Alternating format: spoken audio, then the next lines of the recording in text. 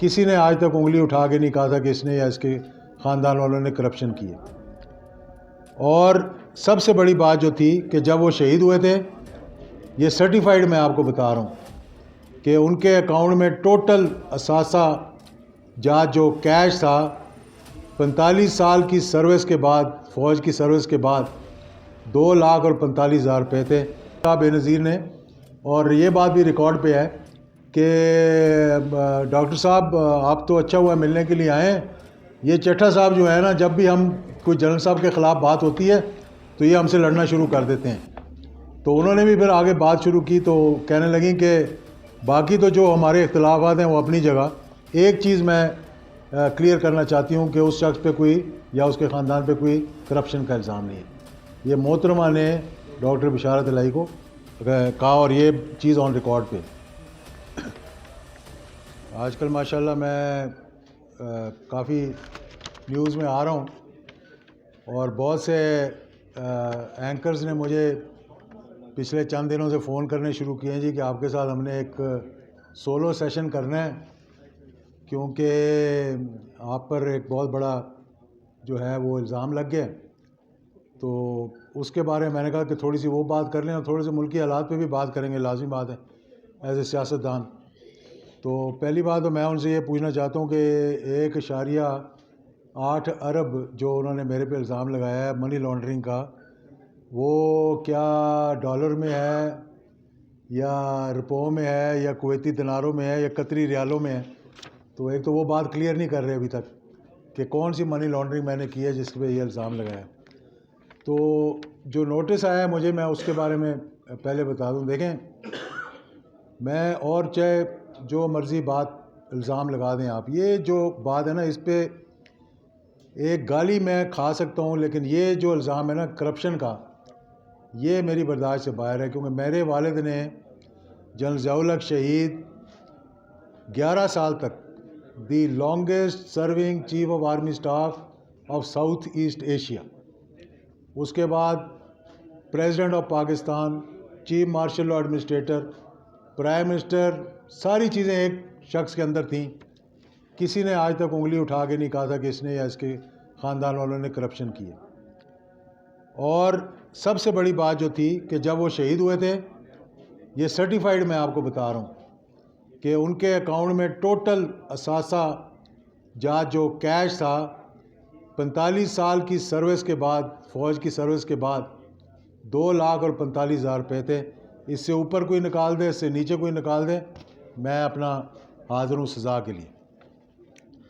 پھر دوسری بات یہ تھی کہ وہ شخص جس نے اس ملک کی خدمت کی، وہ شخص جس نے پاکستان کے نیوکلیئر پروگرام کو پایا تکمیل تک پہنچایا، الحمدللہ سپر طاقت کے آگے کھڑے ہو گئے۔ پاکستان میں وہ 11 سالہ دور کو آپ نکال کے دیکھ لیں کہ مہنگائی، بے روزگاری، لاقانونیت، پاکستان کے وقار، پاکستان کی خود مختاری کے حوالے سے، یعنی نہ صرف نیوکلیئر بنایا پاکستان کو، بلکہ کنوے کیا انڈیا کو۔ 1986 میں جب براس اٹیک ہو رہی تھی کہ ہماری طرف اس طرح نہ دیکھنا، اس شخص پہ، اس کے خاندان پہ آپ الزام لگا رہے ہیں۔ اور پھر سب سے بڑی بات یہ ہے، 1001 اختلاف ہو سکتا ہے پیپلز پارٹی کے ساتھ میرا، ان کا میرے ساتھ۔ میرے ماموں تھے ڈاکٹر بشارت الہی، کسی وجہ سے ان کی جب جھگڑا ہو گیا تھوڑا سا نواز شریف صاحب کے ساتھ، تو ان کے کوئی دوست ہیں حامد ناصر چٹھا، اس کا فاروق لغاری، وہ سب کے ساتھ مل کے تو بے نظیر کو ملنے کے لیے گئے، اور ان کی بات بھی بڑی سنتی تھی۔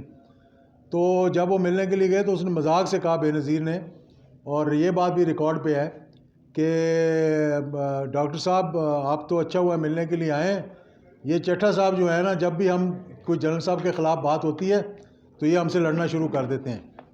تو انہوں نے بھی پھر آگے بات شروع کی تو کہنے لگیں کہ باقی تو جو ہمارے اختلافات ہیں وہ اپنی جگہ، ایک چیز میں کلیئر کرنا چاہتی ہوں کہ اس شخص پہ کوئی یا اس کے خاندان پہ کوئی کرپشن کا الزام نہیں ہے۔ یہ محترمہ نے ڈاکٹر بشارت الہی کو کہا، اور یہ چیز آن ریکارڈ پہ۔ میں 2 مرتبہ وزیر رہا ہوں، 5-6 مرتبہ میں نے رہا ہوں۔ میں نہیں کہوں گا کہ میں 16 مرتبہ وزیر رہا ہوں، میں صرف 2 مرتبہ وزیر رہا ہوں۔ 11 سال تک ہم نے سارا کچھ دیکھا۔ جو کام میں نے انیشیٹ کیا تھا سعودی عربیہ کے کہنے پر، جو حج کی تھے، جس کی وجہ سے میرے بعد میں آنے والے وزیر، سیکرٹری سارے جیلوں میں گئے، وہ آپ کو تاریخ پتہ ہے اس کی۔ لیکن الحمدللہ جس کام کو میں نے انیشیٹ کیا 580 کمپنیاں جو شروع کی ہیں وہ میں نے دی تھی. آج پہ کوئی ایک کمپنی لینے والا کھڑا ہو کر کہہ دے کہ یہ اعجاز الحق ہے, آپ اس پہ الزام ہے, تو میں سزا بھگتنے کے لیے تیار ہوں. اب افسوس اس بات کا ہے کہ جو سرٹیفائڈ منی لانڈررز ہیں جن پہ یہ ثابت ہوا ہے ان کو تو کوئی پکڑنے کو تیار نہیں ہے, اور جس نے آج تک کچھ کیا نہیں. اب آپ کو ایک اور بھی بات بتا دوں, جس کمپنی کے لیے مجھے وٹنس بلایا گیا, مطلب میرے پہ کوئی الزام نہیں ہے, مجھے افسوس اس بات کا ہے کہ بغیر نوٹس کو پڑھے ہمارے تمام ٹیلی ویژنز جو ہیں انہوں نے پتہ نہیں کس کے کہنے پہ, پیمرا کے کہنے پہ, کسی کی خواہش پہ یہ کہنا شروع کر دیا جی کہ اعجاز الحق کو طلب کر لیا 1.8 ارب روپے کی منی لانڈرنگ اور اثاثہ جات سے زیادہ پتہ نہیں کیا کہتے ہیں آمدنی سے زیادہ اثاثہ جات وغیرہ وغیرہ وغیرہ. مجھے 160 CRPC کے تحت ایز اے وٹنس بلایا. انہوں نے کہا جی طاہر خلیل صاحب کے خلاف ایک شکایت ہے, آپ اعجاز الحق صاحب آئیں اور آپ آ کر جناب ہمیں ایز اے وٹنس پیش ہوں. میں ایز اے وٹنس مجھے پتہ ہی نہیں کہ کسی کے خلاف یا طاہر خلیل صاحب کے خلاف کیا شکایت ہے, تو میں جا کر ان کو کیا کہوں. تو میں نے وہ کہا مجھے پہلے بتائیں تو صحیح نا کہ بھئی کس لیے بلایا ہے, کس وجہ سے بتایا. جس کمپنی کے خلاف مجھے کہہ رہے ہیں کہ آگے آپ پیش ہوں وہ پاکستان کی سیکنڈ لارجسٹ ٹی کی پروڈکشن میں انوالوڈ ہے. میرے نیچے الیکشن لڑتے ہیں وہ. پاکستان کی دوسرے نمبر پہ 32 ملکوں کو وہ ایکسپورٹ کرتے ہیں. زر مبادلہ کتنا کماتے ہوں گے. Highest tax payers in the entire Multan, Bahawalpur اور ساؤتھ پنجاب کے جتنے ڈویژن ہیں اس میں ہائیسٹ ٹیکس پیئر ہیں وہ. ان کی فیکٹری پہ چھاپہ مروا دیا, اعجاز الحق کا منہ بند کراؤ. وہاں سے کسی جگہ آپ چھاپہ مارتے ہیں تو آپ سیمپل لے کے جاتے ہیں کہ یار ٹھیک ہے کہ نہیں. وہ سینکڑوں کلو چائے اٹھا کے لے کر وہاں سے پتہ ہی نہیں گئی کہاں ہو. یہ ابھی چند دنوں پہلے کی بات ہے. اس کے بعد 28 لوگوں کو نوٹسز بھجوا دیے. اس کیس میں جو کسی کی خواہش پر نیب میں چلا اور بند ہو گیا. اب میں آپ لوگوں کی انفارمیشن کے لیے کچھ باتیں بتانا چاہتا ہوں. یہ جو آمدنی سے زیادہ اثاثہ جات ہیں یہ صرف نیب اس کو دیکھ سکتا ہے. پہلے منی لانڈرنگ جو ہے وہ نیب دیکھ سکتا تھا. وہ کیس ان کا کلوز ہوئے کوئی 1.5 سال 2 سال ہو گئے. وہ بھی کسی کی خواہش پہ چلایا گیا تھا, کسی کی خواہش پہ چلایا گیا تھا. وہ انہوں نے پورا بھگتا, وٹنسز دیے, سارے اپنی کتابیں کھول کے ان کے سامنے رکھ دیں. آخر انہوں نے اس کو کلوز کر کے اور انہوں نے کہا جی کہ ایک چیز ہے کہ ایمنسٹی کے دوران چند ایک پیسے جو ہے وہ آپ نے باہر سے منگوائے تھے. ایمنسٹی کے دوران جو ڈکلیئرڈ ہے FBR کو اور اس پہ ٹیکس پے کیا ہوا ہے اس میں بھی نہیں پکڑ سکتے. منی لانڈرنگ کے کیس میں وہ ختم ہو گیا. اب منی لانڈرنگ میں آپ کسی کو نہیں پکڑ سکتے, کوئی مقصود چپڑاسی ہو یا کوئی فلودے والا ہو یا کوئی رکشے والا ہو. یہ جو ابھی آرڈیننس کیا ہے سرٹیفائڈ منی لانڈررز نے اس کو ختم کر دیا.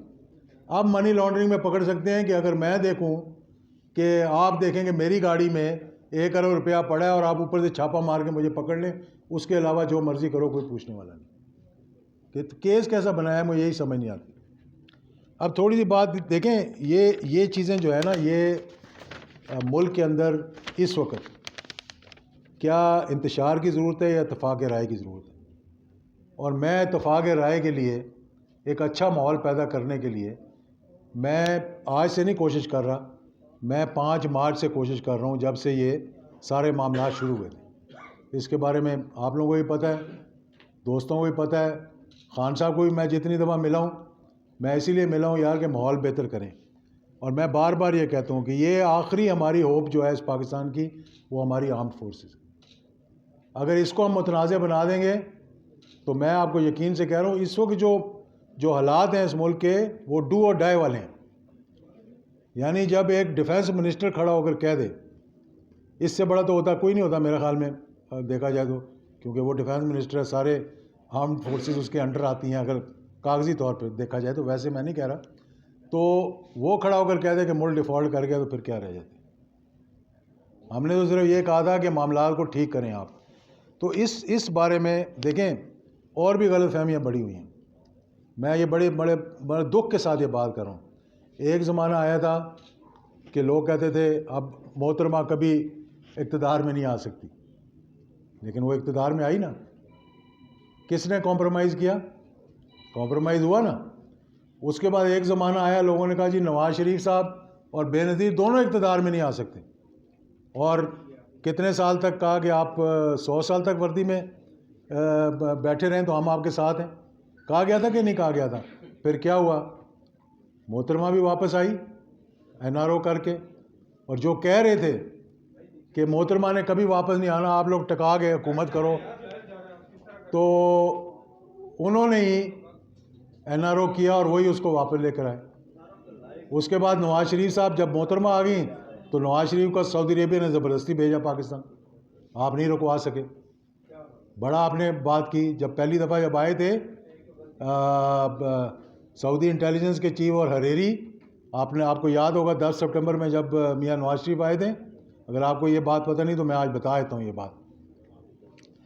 اس وقت انہوں نے کہا تھا کہ سعودی ایک ہی سوال پوچھ رہے ہیں کہ اگر اس کو لے کے جانا ہے واپس، نواز شریف کو واپس بھیجنا ہے تو کیا محترمہ آئے گی؟ یہ گارنٹی دی تھی اس وقت کی صدر پاکستان نے کہ وہ نہیں آئے گی. جس دن محترمہ لینڈ ہوئی، اس کے بعد کراچی میں دھماکہ ہوا، اس کے بعد پنڈی میں وہ اللہ کو پیاری ہو گئیں. مطلب جس دن وہ لینڈ کی اس دن سعودی عربیہ نے کہا کہ اب یہ بھی جائے گا واپس، تم روک کے دکھاؤ. 5 مرتبہ ہمارے وزیر خارجہ کو بلایا جو بہانے کرتا رہا، اور آخر بلا کر انہوں نے کہا کہ واپس جاؤ، اور بڑے پروٹوکول کے ساتھ بھیجا واپس. تو آپ کس طرح روک سکتے ہیں؟ آج صبح میں ایک وزیر کی پریس کانفرنس سن رہا تھا، وہ کہتا ہے کہ اب عمران خان کو کبھی واپس نہیں آنے دیں گے. میں کہا یار تھوڑی سی تاریخ ہی دیکھ لو ملک کی. وہی محترمہ تھیں جن کو کہتے تھے کبھی نہیں آئیں گی، وہی نواز شریف تھا جن کو کہتے تھے کبھی نہیں آئے گا، اور اب وہی عمران خان ہے جس کو آپ کہہ رہے ہیں کہ جی اس کو نہیں آنے دینا، باقی جو مرضی آ جائے. تو میں یہ کہنا چاہتا ہوں کہ بات اتنی سی ہے کہ کانسٹیٹیوشن ہے پاکستان کا، اس کے اندر کہا گیا 90 دن، اور میں یقین کریں کہ جو حالات میں دیکھ رہا ہوں، آپ الیکشن بھی کروا دیں، مار دھاڑی ہوگی اس ملک کے اندر. اس سے پہلے میں نے وزیر اعظم سے اپیل کی ہے، میں حکومت سے بھی اپیل کر رہا ہوں کہ آپ یہ جو ہائی کورٹ نے آرڈر دیا ہے کہ ان کے استعفے منظور نہیں ہوئے، آپ اعلان کریں یار کہ آؤ واپس بیٹھو اسمبلی کے اندر. جب تک کنسنسس ایوالو نہیں ہوگا، جب تک آؤٹ اسٹینڈنگ ایشوز ریزالو نہیں ہوں گے، آپ ایک نہیں 10 الیکشن کروا دیں، 0 رزلٹ ملے گا. یہ آپ کو میں آج اعجاز اللہ کہہ رہا ہے، نہیں تو مجھے پکڑ کے کہہ دینا یار آپ غدار تھے. مطلب 1.8 ارب روپے تو نہیں تھے، غداری کا الزام لگا دینا میرے پہ یار کہ آپ جھوٹ بول رہے تھے. بیٹھیں، آؤٹ اسٹینڈنگ ایشوز ریزالو کریں، الیکشنز کروائیں. ملک میں افراتفری اگر پھیلے گی تو اس ملک کا اس وقت یہ حالات ہیں کہ میرے رونگٹے کھڑے ہو جاتے ہیں. رات کو قسم خدا کی میں نیند سے اٹھ جاتا ہوں بہت مرتبہ. میں کسی کے خلاف کوئی بات نہیں کرنا چاہتا. مجھے کہیں، میں نے اپنے والد کا اقتدار دیکھا ہے، سیاہ اور سفید کے مالک تھے وہ. میں الحمدللہ 2 دفعہ وزیر رہا ہوں، میں 6 مرتبہ پارلیمنٹ کا ممبر رہ چکا ہوں. مجھے کہیں کہ یار اعجاز اللہ کا اگلا الیکشن نہ لڑے، میرا دل ہی نہیں کرتا میں الیکشن لڑوں گا. یقین کریں آپ. یعنی کیا میں الیکشن لڑ کے ہم کر لیں گے؟ کون سا تیر مار لیں گے ہم؟ تو اس لیے ان کو بلائیں واپس، اسمبلی میں بیٹھیں، طے کریں آؤٹ اسٹینڈنگ معاملات اور الیکشنز کا اعلان کروائیں. اس وقت ایک بڑا اچھا کوڈ ہے کہ پوائزن کو ختم کرنے کے لیے مزید پوائزن نہیں دینا چاہیے. تو to cure a poison you don't have to give more poison. اس کے لیے آپ اس کا کیور نکالیں اور وہ دیں. اور پھر میں یہ بھی کہوں گا کہ اس چیز کی بھی اس طرح بھی نہ کریں کہ جس طرح جسٹس فائز عیسیٰ کے خلاف کیا تھا یا اور جو ادارے ہیں. اس وقت سارے ادارے، ہر کسی کو اپنا کردار ادا کرنا پڑے گا، اور سب سے زیادہ اس وقت ذمہ داری جو ہے جوڈیشری کے اوپر ہے، اس کے بعد اسٹیبلشمنٹ کے اوپر ہے، سارے اسٹیک ہولڈرز کے اوپر. میں کہتا ہوں خدا کے لیے اپنی انا کو پاکستان کے اوپر نہ لے کے جائیں، اپنی انا اپنے سے اوپر رکھیں. یار مجھے گلے سے پکڑ لیں، لیکن جہاں پاکستان کی بات آ جائے اس سے بڑی کسی کی انا نہیں ہے.